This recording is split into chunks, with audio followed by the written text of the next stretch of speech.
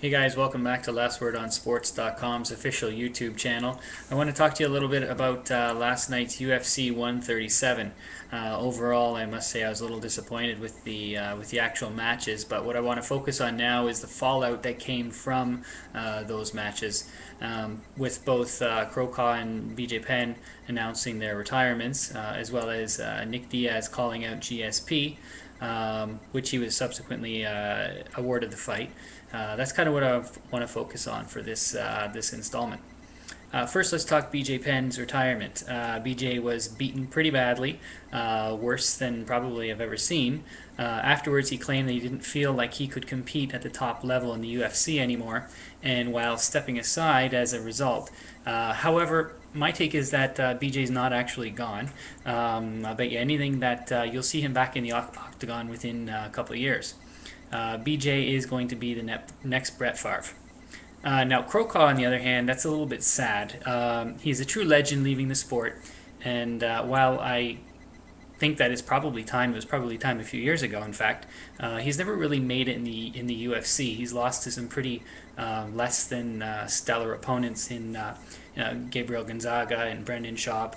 But even in victory, he didn't look as dominating as he has in other organizations. So while it's sad to see him go, I just don't think that it's very shocking, and it's kind of disappointing that his career didn't take off in the UFC. Now, Nick Diaz, that's a different situation altogether. Nick called out GSP post-fight, and he was given that fight by Dana White, and that's scheduled to take place next February.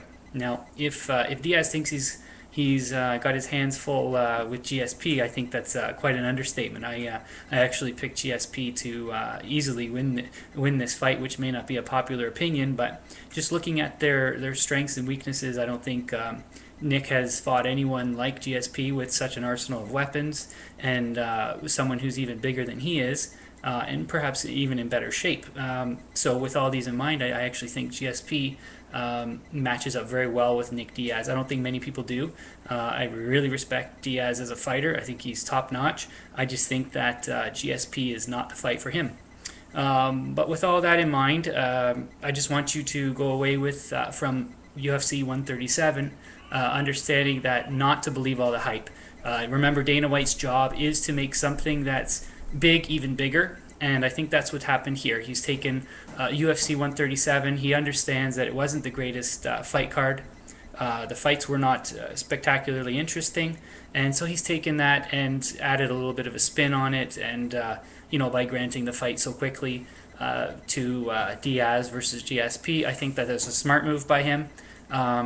But again, just going back to what I said earlier, Diaz GSP is a great fight. I just think for Diaz, it's he's picking on the person that I don't think he can beat.